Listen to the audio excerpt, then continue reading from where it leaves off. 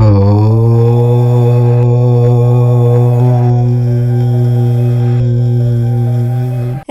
18 ధనత్రయోదశి, లక్ష్మీదేవి జన్మించిన పవిత్రమైన రోజు.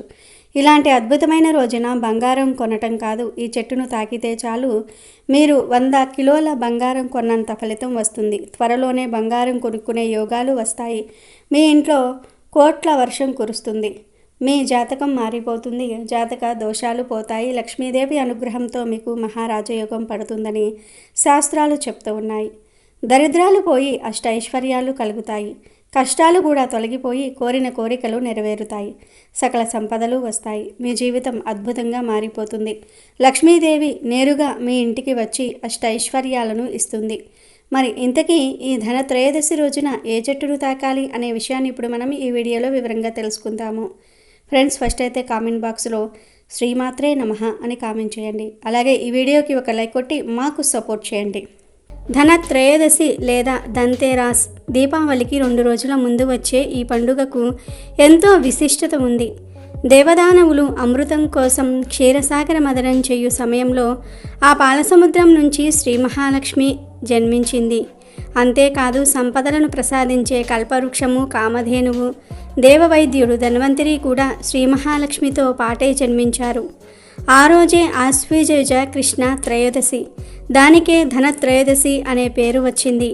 శ్రీ మహాలక్ష్మి అనుగ్రహం లేకపోతే ఎంత చదువు చదివినా, ఎన్ని తెలివితేటలు ఉన్నా జీవితం శూన్యం. అందుకే సర్వ సంపద ప్రధాయిని అయిన శ్రీ మహాలక్ష్మి అనుగ్రహం కోసం సర్వ మానవాళి ఈ రోజున శ్రీ మహాలక్ష్మిని ఎంతో భక్తి శ్రద్ధలతో పూజించి ఆమె ఆశీస్సులు అందుకుంటూ ఉంటారు. శ్రీ మహాలక్ష్మి ధనానికి ప్రతిరూపము. అందుకే ఆమె జన్మదినమైన ఈ ఆశ్వయుజ కృష్ణ త్రయోదశిని ధనత్రయోదశి అంటారు. ధనానికి ఆదిదేవత శ్రీ మహాలక్ష్మి. ధనానికి ఆదినాయకుడు ఉత్తర దిక్పాలకుడైన కుబేరుడు. అందుకే ఈ ధనత్రయోదశి నాడు శ్రీ మహాలక్ష్మితో పాటు కుబేరుణ్ణి కూడా ఆరాధిస్తారు. సాధారణంగా ఈ దీపావళి లక్ష్మీ పూజను సాయం సమయంలో ప్రదోష వేళల్లో వృషభ లగ్నంలో చేస్తారు. సూర్యాస్తమయం అయిన తర్వాత సుమారు 90 నిమిషాలు ఈ ప్రదోషకాలం ఉంటుంది. కనుక ఈ సమయంలో శ్రీ మహాలక్ష్మి పూజను చేసుకుంటే చాలా మంచిది. కొన్ని ప్రాంతాలలో శ్రీ మహాలక్ష్మి కుబేరులతో పాటు ధన్వంతరిని కూడా పూజిస్తారు. అలాగే ఈరోజు బంగారం కొనుగోలు చేస్తే సంపద పొందుతారని, అదృష్టవంతులవుతారని, ఏడాది పొడవునా తమకు ధనలక్ష్మి కృపా కటాక్షాలు చేకూరతాయని అందరూ అంటూ ఉంటారు. అందరి నమ్మకం కూడా. ధనత్రయోదశితోనే దీపావళి పండుగ మొదలవుతుంది. అయితే ఈ పండుగ రోజు యమదీపం వెలిగిస్తారు. ఇలా చేస్తే ఇంట్లో ఉన్న వారికి అనారోగ్య సమస్యలు దూరమవుతాయని, అపమృత్యు దోషం తొలగిపోతుందని విశ్వసిస్తారు. యమదీపం ఎలా వెలిగించాలంటే, ధనత్రయోదశి రోజు చీకటి పడ్డాక గోధుమ పిండితో చేసిన దీపాన్ని ఇంటి ప్రధాన ద్వారం దగ్గర వెలిగించుకోవాలి. సాయంత్రం పూటే ముందుగా గోధుమ పిండిలో ఒక గవ్వ, ఒక రాగి నాణెం ఉంచి దీపం తయారు చేసుకొని చీకటి పడ్డాక గుమ్మం దగ్గర ఈ దీపాన్ని వెలిగించుకోవాలి. మరుసటి రోజు రాగి నాణాన్ని, గవ్వను దీపం నుండి వెలికి తీసి బీరువాలో లేదా ధనాన్ని దాచే చోట దాచుకోవాలి. ఇలా చేస్తే అపమృత్యు దోషాలు తొలగి ఆయుష్ పెరుగుతుంది. వచ్చే సంవత్సరం వరకు మృత్యుగండాలు రావు. ఈ దీపాన్ని దక్షిణం వైపు యముడి కోసం పెడతారు గనుక దీనిని యమదీపం అంటారు. ఈ దీపం వలన యముడు సంతోషించి మీ ఇంట్లో అపమృత్యువులు రాకుండా చేస్తాడు. అదేవిధంగా ఈ దీపం చనిపోయిన మన పెద్దవారికి దారి చూపుతుందని, ఈరోజు మన ఇంటికి చనిపోయిన పెద్దలు వస్తారని, వారు ఈ దీపాన్ని చూసి సంతోషిస్తారని మన పెద్దలు చెప్తూ ఉంటారు. బంగారం కొనుగోలుకు అత్యంత శుభప్రదమైన దినాలలో ధనత్రయోదశి కూడా ఒకటి అని అందరూ చెప్తారు. కానీ కాదు. గురు పుష్యయోగం, రవి పుష్యయోగం ఉన్న రోజుకు బంగారం కొనడానికి మంచి రోజులు. వ్యాపార సంస్థలు ధనత్రయోదశి రోజు బంగారం కొనాలని విపరీతంగా ప్రచారం చేస్తూ ఉన్నాయి. కానీ దీనికి ఎటువంటి శాస్త్ర ప్రమాణం లేదు. ధనత్రయోదశి నాడు పండితులకు, బ్రాహ్మణులకు వస్త్రదానం, సువర్ణదానం, ఆభరణ దానం చేయటం వలన విశేష ఫలితం వస్తుంది అని శాస్త్రాలు చెప్పాయి. కానీ బంగారం కొనమని చెప్పలేదు. సువర్ణము అంటే లక్ష్మీదేవి ప్రతిరూపము. ఆభరణములు నారాయణుని ప్రతిరూపం కావున వస్త్రము, సువర్ణము, సువర్ణాభరణములు ఈరోజు విరివిరిగా దానం చేసి లక్ష్మీనారాయణుల అనుగ్రహం పొందాలి. ఈ కాలంలో ధనత్రయోదశి రోజున బంగారం కొనాలనే ప్రచారం మొదలైపోయింది. కానీ అటువంటి నియమం ఏమీ లేదు. ప్రపంచీకరణ నేపథ్యంలో దేశంలోనికి బహుళ జాతి సంస్థలు వ్యాపారం కోసం వచ్చాయి. లాభాలు ఆర్జించటమే ధ్యేయంగా ఉన్న సంస్థలు వ్యాపారం చేసుకోవటం కోసం అక్షయ తృతీయ, ధనత్రయోదశి రోజున బంగారం కొనాలనే ప్రచారాన్ని మొదలుపెట్టాయి. అసలు ఇటువంటి ఆచారం మన బామ్మలకు, అమ్మమ్మలకే తెలియదు. వాళ్ళకే ఇది వింతగా ఉందంటే అసలు విషయం ఏంటో అర్థం చేసుకోవచ్చు. భారతదేశంలో పండుగ రోజుంటూ ఏదైనా ఉందంటే అది దానం చేసిన రోజే. సంపదలు దాచుకోవటం కాకుండా ఉన్న సంపదను పుణ్యంగా మార్చుకొని వచ్చే జన్మలకు ఉపయోగించుకోవటం భారతీయుల విధానం. ధనత్రయోదశి రోజున కూడా అదే చెయ్యాలి. బంగారం కొని దాచుకోకూడదు. ఉన్న దానిలో దానాలు చేయాలి. ఈ రోజు చేసే దానం, పూజ, జపం అధిక ఫలితాలను ఇస్తుంది. కనుక అందరూ కూడా గుర్తుంచుకోండి, ఈరోజు బంగారం కొనాల్సిన పని లేదు. కుదిరితే బంగారం దానం చేయండి. లేదంటే మీ దగ్గర ఉన్న బంగారాన్ని లక్ష్మీదేవి దగ్గర పెట్టి పూజ చేసుకోండి. ఇంట్లో ఉన్న బంగారంతోనే పూజ చేసి యమదీపం వెలిగించుకోవాలి. ఇక ఎంతో పవిత్రమైన ఈ ధనత్రయోదశి రోజు మీరు బంగారం కొనాల్సిన పని లేదు. కేవలం 5 రూపాయలతో ఒక చిన్న పసుపు ప్యాకెట్ను కొని ఇంటికి తెచ్చుకొని లక్ష్మీదేవి అమ్మవారు ముందు పెడితే 1 కోటి రూపాయల బంగారాన్ని కొన్నట్లే. ఎందుకంటే పసుపు పసిడి రంగులో ఉంటుంది. పసుపు శుభానికి సూచిక. పసుపు బంగారంతో సమానమని పురాణాలు వర్ణించాయి. పసుపు లక్ష్మీదేవికి కూడా చాలా ఇష్టం. పసుపు లేకుండా ఏ శుభకార్యము జరగదు. బంగారం లాంటి పసుపు వలన అనేక ఆరోగ్య ప్రయోజనాలు కూడా కలుగుతాయి. బంగారం కన్నా పసుపు వలనే మనకు ఎక్కువ ఉపయోగాలు ఉన్నాయి. అందుకే మన పెద్దలు పసుపును బంగారంగా భావిస్తారు. ధనత్రయోదశి రోజు మీరు ఏ సమయంలో అయినా సరే కొట్టుకు వెళ్ళి చిన్న పసుపు ప్యాకెట్ కొని ఇంటికి తెచ్చి లక్ష్మీదేవి ఫోటో ముందు పెట్టి యథావిధిగా లక్ష్మీదేవిని పూజించాలి. ఈరోజు ఇలా చేస్తే 1 కోటి రూపాయల బంగారం కొన్నంత ఫలంతో అఖండ ఐశ్వర్యం మీ ఇంటికి వస్తుంది. అప్పుల బాధలు పోతాయి. ఆర్థిక ఇబ్బందులన్నీ కూడా పోయి పట్టిందల్లా బంగారం అవుతుంది. ఈరోజు అనగా ధనత్రయోదశి రోజు శుచిగా స్నానాదులు ముగించుకున్న తర్వాత ఏమీ లేని పేదవాళ్లకు భోజనమో, వస్త్రమో, ధనమో, బంగారమో దానం చేయాలి. ఇంట్లోని ఆడపిల్లలను లక్ష్మీ స్వరూపాలుగా భావించి వారికి కానుకలు ఇవ్వాలి. లక్ష్మీదేవిని స్వర్ణ పుష్పాలతో అర్చించాలి. స్వర్ణ పుష్పాలు లేనప్పుడు బంగారం వంటి మనసుతో అర్చించిన లక్ష్మీ కటాక్షం సిద్ధిస్తుంది. ఈ ధనత్రయోదశి రోజు ఒక అద్భుతమైన చెట్టును తాకితే చాలు ఇంట్లో కోట్ల వర్షం కురుస్తుంది. తరతరాలకు తరగని ఐశ్వర్యం వస్తుందని మన శాస్త్రాలు చెప్తూ ఉన్నాయి. ఈరోజు బంగారం కొనాల్సిన పని లేదు. కేవలం ఈ చెట్టును తాకండి, మీకు 100 కిలోల బంగారం కొన్నంత ఫలితం వస్తుంది. మరి ఇంతకీ ఆ చెట్టు ఏమిటి అంటే వేప చెట్టు. మీరు ఈరోజు కేవలం వేప చెట్టును తాకండి చాలు, బంగారం కొని ఇంటికి తెచ్చుకున్నంత పుణ్యం వస్తుంది. మీకు రాజయోగం పడుతుంది. లక్ష్మీదేవి అనుగ్రహం లభిస్తుంది. మన హిందూ సాంప్రదాయంలో వేప చెట్టుకు ఎంతో ప్రాధాన్యత ఉంది. ఉదయం లేవగానే వేప చెట్టును చూస్తే ఆ రోజంతా శుభం కలుగుతుందని అందరూ నమ్ముతూ ఉంటారు. వేప చెట్టు అంటే సాక్షాత్తు లక్ష్మీదేవి. ఈరోజు వేప చెట్టును పూజిస్తే సాక్షాత్తు లక్ష్మీదేవిని పూజించినట్లే లెక్క. ఈ ధనత్రయోదశి రోజు మీకు దగ్గరలో వేప చెట్టు ఎక్కడ ఉంటే అక్కడకు వెళ్ళి ఆ చెట్టును కేవలం తాకితే చాలు మీ కష్టాలు, సమస్యలు పోతాయి. అష్టైశ్వర్యాలు సిద్ధిస్తాయి. మీకు ఈరోజు ఎక్కడ వేప చెట్టు కనిపించినా ఆ చెట్టుకు చెంబుతో కొన్ని నీళ్లు పోసి తర్వాత చెట్టుకు నమస్కారం చేసుకొని 11 సార్లు ఆ చెట్టును తాకండి. అలా తాకేటప్పుడు మీ కోరిక చెప్పుకుంటే ఆ కోరిక త్వరగా నెరవేరుతుంది. తల్లి, బంగారం కొనేంత స్తోమత మాకు లేదు. అందుకే లక్ష్మీ స్వరూపమైన నిన్ను తాకి నమస్కరిస్తున్నాము. మమ్మల్ని అనుగ్రహించి మాపై కటాక్షం కురిపించు అని నమస్కారం చేసుకోండి. ఇలా చేసిన తర్వాత ఆ చెట్టు కింద కాసేపు కూర్చొని ఇంటికి వెళ్ళండి. ఇదంతా చేయకపోయినా ఈ అద్భుతమైన రోజు కేవలం వేప చెట్టును కేవలం తాకినా చాలు, అందులోని అద్భుత శక్తులు మీలోకి ప్రవేశించి మీ దశ మారిపోతుంది. లక్ష్మీదేవి దీవిస్తుంది. మీ ఒంట్లోని నెగిటివ్ శక్తులను ఆ చెట్టు లాగేసుకుంటుంది. మంచి పాజిటివ్ ఎనర్జీని మీకు అందిస్తుంది. ఇలా ఈ రోజు చేస్తే మీ కష్టాలు, బాధలు పోయి తరతరాలకు తరగని ఐశ్వర్యం వస్తుంది. ఇంట్లో కోట్ల వర్షం కురుస్తుంది. అత్యుత్తమ ఔషధ గుణాలు ఉన్న చెట్లల్లో వేప చెట్టు ఒకటి. ఈ విషయాన్ని అనతి కాలంలోనే భారతీయులు గుర్తించి దాన్ని పవిత్ర వృక్షంగా పూజించటం మొదలుపెట్టారు. వేప చెట్టుకు ఆ విశేష గుణాలు రావడానికి కారణం అమృత బిందువులు దాని మీద పడటమే. గరుత్మంతుడు అమృత భాండం తీసుకొని పోతూ ఉండగా కొన్ని చుక్కలు చింది భూలోకంలో వేప చెట్టు మీద పడగా అది శక్తివంతమైన చెట్టుగా మానవులకు మేలు చేసే అమృత వృక్షంగా మారిందని పురాణ గాథ ఉంది.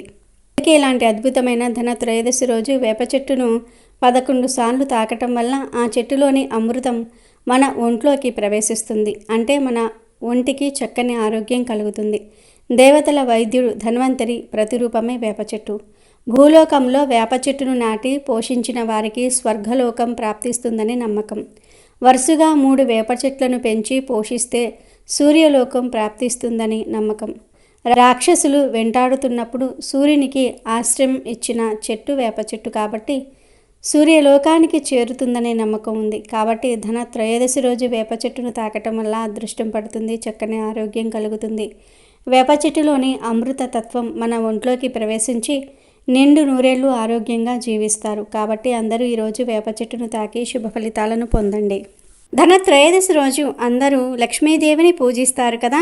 అలా పూజ చేసేటప్పుడు లక్ష్మీదేవి ఫోటో వెనుకాల ఇదొక్కటి పెడితే చాలు 4 వైపుల నుండి ధనం వచ్చి పడుతుంది. లక్ష్మీదేవి మీ ఇంటిని వదలదు అని పండితులు చెప్తూ ఉన్నారు. ఏమీ లేదు, ఈరోజు మీరు ఒక పసుపు రంగు వస్త్రాన్ని తీసుకోండి. ఆ వస్త్రంలో 3 లక్ష్మీ గవ్వలను వెయ్యండి. అలాగే 5 యాలకులను కూడా వెయ్యండి. చివరిగా కొంచెం పచ్చకర్పూరాన్ని కూడా వెయ్యండి. గవ్వలంటే లక్ష్మీదేవికి ఎంతో ఇష్టం. గవ్వలను లక్ష్మీదేవి అన్నదమ్ములుగా భావిస్తూ ఉంటారు. అలాగే యాలకులు అన్నా కూడా లక్ష్మీదేవికి ఎంతో ఇష్టం. మీరు లక్ష్మీదేవికి ఏ నైవేద్యం చేసినా ఆ నైవేద్యంలో కొంచెం యాలకుల పొడిని వేసి పెడితే త్వరగా అమ్మవారి అనుగ్రహం సిద్ధిస్తుంది. పచ్చకర్పూరం కూడా లక్ష్మీదేవికి ఎంతో ఇష్టమైన పదార్థం. పచ్చకర్పూరం సువాసన ఎక్కడ వస్తే అక్కడకు లక్ష్మీనారాయణులు వస్తారని పురాణాలు చెప్తూ ఉన్నాయి. గవ్వలు, యాలుకలు, పచ్చకర్పూరం ఇవన్నీ కూడా లక్ష్మీదేవికి ఇష్టమైన వస్తువులు. వీటన్నిటిని ఇప్పుడు మనం చెప్పుకున్న క్వాంటిటీలో వేసి వస్త్రాన్ని మూటలాగా కట్టండి. తర్వాత ఈ మూటను మీ చేతిలో పట్టుకొని లక్ష్మీదేవి ఫోటో ముందు నిలబడి, అమ్మ లక్ష్మీమాత, మాకు ఈ సంవత్సరమంతా కూడా ఎటువంటి ఆర్థిక సమస్యలు రాకుండా చూడు తల్లి.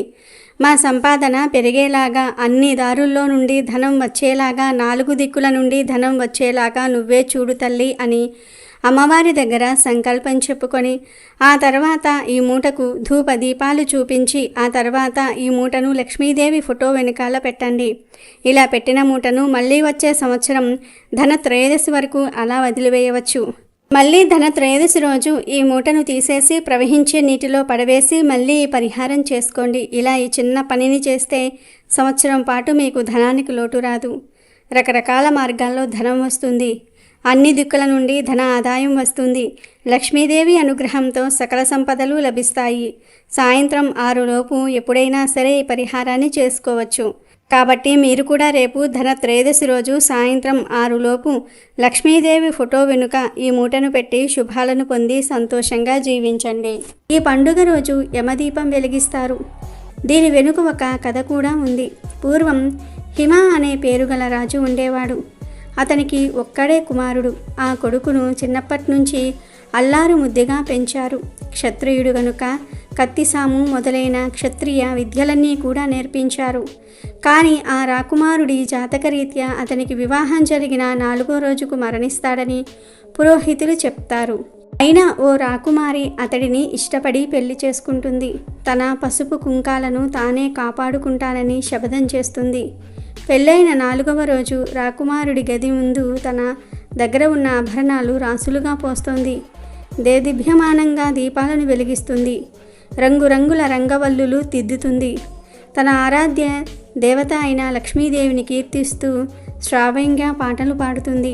అప్పుడే రాకుమారుడి ప్రాణాలు తీసుకువెళ్ళడానికి యమధర్మరాజు పాము రూపం ధరించి అక్కడికి వస్తాడు. బంగారు ఆభరణాల మీద దీపపు కాంతి పడి ఆ గదంతా వెలుగులు విరజిమ్ముతున్నాయి. ఆ మెరుపు తలుకులకు ఆ పాము చూపు మందగిస్తుంది. దాంతో యముడు అడుగు ముందుకు వేయలేకపోతాడు. యముడు ఆ యువరాణి సంగీతానికి పరవశించి వచ్చిన పని మర్చిపోయి ఆమె సంగీతం వింటూ ఉంటాడు.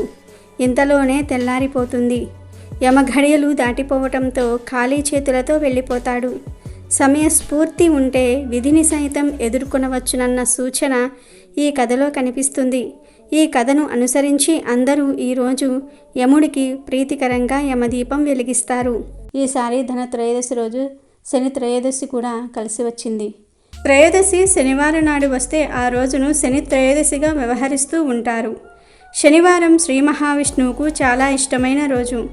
అందుకే ఆ రోజు వెంకటేశ్వర స్వామికి మనం పూజలు చేస్తూ ఉంటాం. త్రయోదశి శివుడికి ఇష్టమైన తిథి. అందుకే త్రయోదశి శనివారం నాడు వస్తే శివకేశవులకు అత్యంత ప్రీతిపాత్రమైన దినమని పురాణాలు పేర్కొంటూ ఉన్నాయి. శని జన్మించిన తిథి కూడా త్రయోదశే. అందుకనే శని త్రయోదశికి అంతటి విశిష్టత ఏర్పడింది. ఈ రోజున శనికి ప్రత్యేకమైన పూజలు చేస్తే శని దోషాలైన ఏలినాటి శని, అష్టమ శని తదితర దోషాల నుంచి విముక్తి లభిస్తుందని జ్యోతిష్యులు చెప్తూ ఉన్నారు. దేవతల్లో శనిదేవుడికి విశిష్టమైన స్థానం ఉంది. ఎందుకంటే శనిదేవుడి చెడు ప్రభావం మన మీద పడింది అంటే వృత్తి, వ్యక్తిగత జీవితాల్లో ఎన్నో అనర్థాలు జరుగుతాయి. శనిదేవుణ్ణి ఆరాధించటం వల్ల జీవితంలో వచ్చే అడ్డంకులు, సమస్యలు తొలగిపోతాయి. శనిదేవుడి ఆశీర్వాదం ఉంటే అనుకున్న కోరికలు తీరుతాయి. నవగ్రహాలలో 7వ వాడైన శనీశ్వరుడు సూర్య భగవానుడికి ఛాయాదేవికి కలిగిన కుమారుడని శాస్త్రాలు చెప్తూ ఉన్నాయి. సోదరుడు యమధర్మరాజు, సోదరి యమున. నిజానికి శని భగవానుణ్ణి మనసారా పూజించి ఆరాధించే భక్తులను కష్టాల నుంచి గట్టెక్కించే కలంకము లేని కరుణామూర్తి. ఈ శని త్రయోదశి రోజు శనీశ్వరుని భక్తి శ్రద్ధలతో కొలిచి ఆయన అనుగ్రహం పొందితే కష్టాలు దూరమై అదృష్టం కలిసి వస్తుంది. ఇక శనిదేవుడికి ఎంతో ఇష్టమైన ఈ శని త్రయోదశి రోజున సాయంత్రం 5 నుండి 9 గంటల మధ్యలో ఉప్పుతో రహస్యంగా ఒక పరిహారం చేస్తే 24 గంటల్లో మీ సమస్యలన్నీ కూడా తీరిపోతాయి అని పెద్దలు చెప్తూ ఉన్నారు. అసలు ఏం చేయాలి అంటే ఈరోజు 5 నుండి 9 మధ్యలో ఒక నల్లటి వస్త్రం తీసుకోండి. అందులో 1 స్పూన్ నల్ల నువ్వులు వేయండి. అలాగే 1 స్పూన్ గల్లులుప్పు కూడా వేయండి. గల్లులుప్పు మాత్రమే ఈ పరిహారానికి వేయాలి, సాల్ట్ వేయకూడదు. తర్వాత నువ్వులను, ఉప్పును వస్త్రంతో మూటలాగా కట్టాలి. నల్లదారం సహాయంతో మూటలాగా కట్టుకోవాలి. చిన్న మూటలాగా కట్టిన తర్వాత ఆ మూటను ఒక మట్టి ప్రమిదలో పెట్టండి. ఆ ప్రమిదలో పట్టినంత నువ్వుల నూనె పొయ్యండి. ఆ తర్వాత ఈ ప్రమిదను తీసుకొని ఇంటి మెయిన్ డోర్ దగ్గరకు వచ్చి దిష్టి తీయండి. అంటే గుమ్మం చుట్టూ 11 సార్లు సవ్య దిశలో, 11 సార్లు అపసవ్య దిశలో దిష్టి తీయండి. తర్వాత ప్రమిదను ఇంటిలోనికి కాకుండా ఇంటి బయటకు తెచ్చేసి ఇంటి బయట ఎక్కడైనా సరే నూనెలో నానిన మూటను కాల్చేయండి. కాల్చేసి అలా వదిలివేయండి. అది పూర్తిగా కాలకపోయినా పర్వాలేదు, అలా వదిలేయండి. మరునాడు ఈ ప్రమిదను మిగిలిన అవశేషాలను తీసి చెట్టు మొదట్లో పడేయండి. శని త్రయోదశి రోజు రాత్రికి ఇలా చేస్తే 24 గంటల్లో మీ ఇంటికి ఉన్న దిష్టంతా కూడా పోతుంది. కష్టాలన్నీ కూడా పోతాయి, దోషాలన్నీ కూడా పోతాయి, వద్దన్న ధనం వస్తుంది. ఈ పరిహారానికి ఉన్న ఒకే ఒక్క నియమం ఏమిటంటే ఎవ్వరూ చూడకుండా ఈ పరిహారాన్ని చేసుకోవాలి. అంటే ఇంట్లో వాళ్ళు చూడవచ్చు, కానీ బయటవారు చూడకూడదు. బయట వారికి చెప్పకుండా రహస్యంగా ఈ పరిహారాన్ని చేసుకోవాలి. రాత్రి 6 నుండి 9 మధ్యలో మాత్రమే ఈ పరిహారం చేయాలి. ఈ పరిహారం చేసిన 24 గంటల్లో మీకు ఏదో ఒక పాజిటివ్ మార్పు అయితే మాత్రం వస్తుంది. ఏదో ఒక మంచి జరుగుతుంది. మీ కష్టాల నుండి బయటపడే మార్గం తెలుస్తుంది. అంతేకాదు మీరు సంపాదించిన ధనం వృధాగా ఖర్చవ్వదు, ఇంట్లో నిలుస్తుంది. కాబట్టి ప్రతి ఒక్కరూ కూడా రేపు శని త్రయోదశి రోజు ఉప్పు, నల్ల నువ్వులతో ఈ చిన్న పరిహారం చేసుకోండి. మీకు ఉన్న నరఘోషను, ఆర్థిక బాధలను, సమస్యలను అన్నిటినీ కూడా తొలగించుకుని ధన లాభాన్ని పొంది సంతోషంగా జీవించండి. శని త్రయోదశి రోజు భక్తులందరూ చీమలకు బెల్లాన్ని ఆహారంగా ఇవ్వాలి. ఈరోజు శని స్తోత్రాన్ని పఠిస్తే భగవంతుడి ఆశీర్వాదాలు పొందుతారు. జీవితంలో క్లిష్టమైన పరిస్థితులు ఎదుర్కొంటున్న వారు ఈరోజు శనిదేవుడికి పూజ చేస్తే మంచి ఫలితాలుంటాయి. ఈరోజు ఉపవాసం ఉండి శనిని ప్రార్థించటం వల్ల భక్తులను కష్టాలు, బాధల నుండి విముక్తులను చేస్తాడు శనిదేవుడు. అంతేకాకుండా దుష్ట, చెడు ప్రభావాల నుంచి ఉపశమనం కలిగిస్తాడు. ఈరోజు నలుపు రంగు వస్తువులను దానం చేస్తే మంచి జరుగుతుంది. అంటే నలుపు వస్త్రాలు, ఆవ నూనె లాంటివి దానం చేయాలి. ఈరోజు ఎవరి వద్ద నుండి ఇనుము, ఉప్పు, నువ్వుల నూనె చేతితో తీసుకోకుండా ఉంటే మంచిది. మనలో చాలామంది శనిదేవుని పేరు చెప్తే చాలు తెగ భయపడిపోతూ ఉంటారు. ఎందుకంటే శని ప్రభావం పడితే తమకు ఇబ్బందులు తప్పవని నమ్ముతారు. జ్యోతిష్య శాస్త్రం ప్రకారం మకరము, కుంభరాశులకు శనిదేవుడే అధిపతిగా ఉంటాడు. ప్రతి ఒక్క కర్మకు ఏదో ఒక ఫలితం ఉంటుంది. మంచి కర్మలకు మంచి ఫలితాలు, చెడు కర్మలు చేస్తే చెడు ఫలితాలు వస్తాయి. ఇవన్నీ సక్రమంగా సాగేలా శనిదేవుడే బాధ్యత వహిస్తాడు.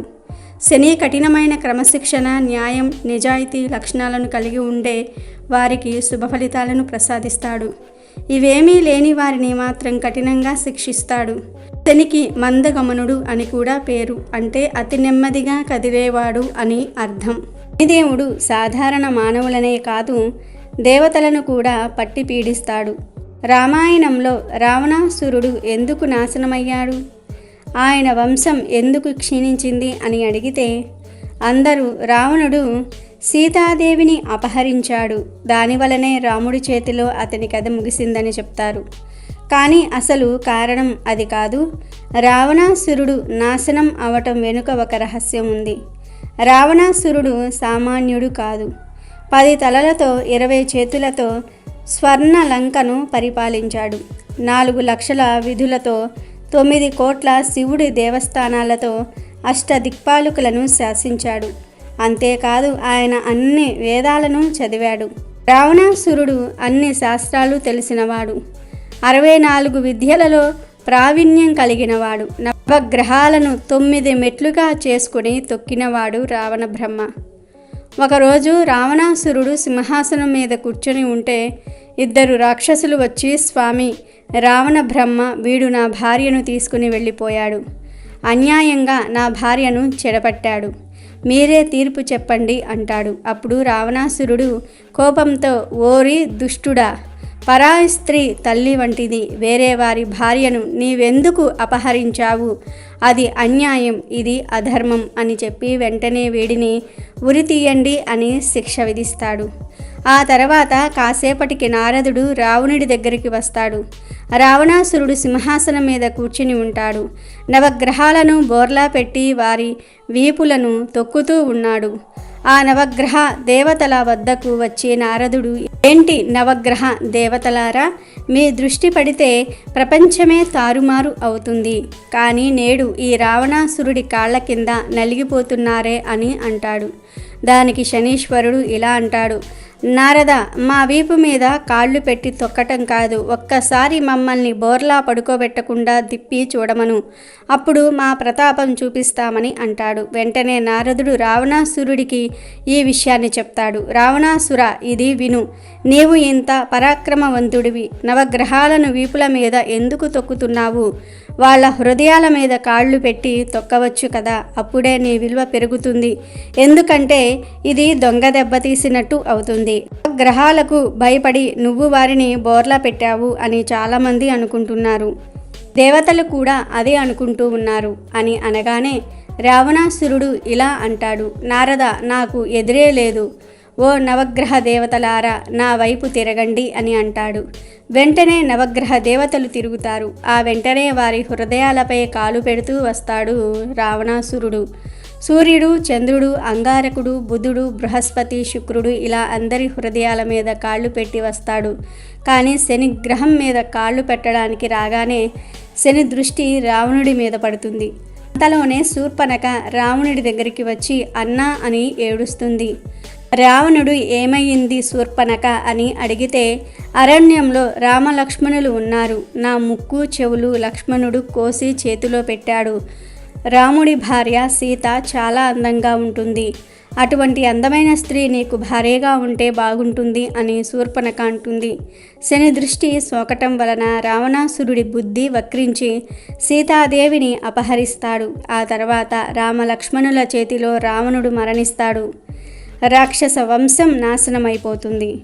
శని దృష్టి పడటం వలన శాస్త్రాలు వేదాలు చదివినవాడు, 10 తలలు 20 చేతులు కలిగినవాడు, బ్రహ్మ వంశంలో జన్మించినవాడు, దేవతలను చిత్రహింసలు పెట్టిన అంతటి లంకాది రావణాసురుడికే వినాశనం తప్పలేదు. కాబట్టి శని దృష్టి అనేది అంత క్రూరమైనది. మనుషులు, దేవతలు ఎవరైనా శని దృష్టిలో పడితే కష్టాల పాలవుతారు.